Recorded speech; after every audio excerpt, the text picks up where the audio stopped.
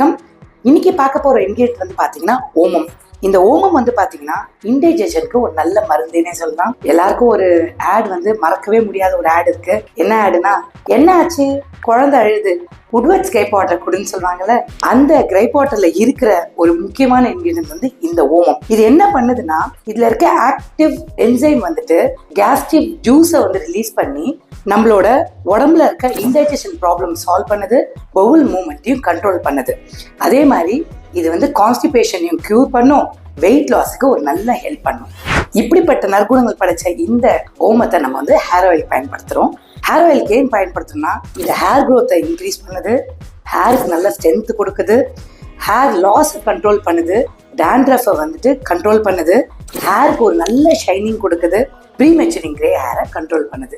இன்னொரு இன்கிரிடியன்ட் பத்தி அடுத்த வீடியோல பார்க்கலாம். தேங்க்யூ.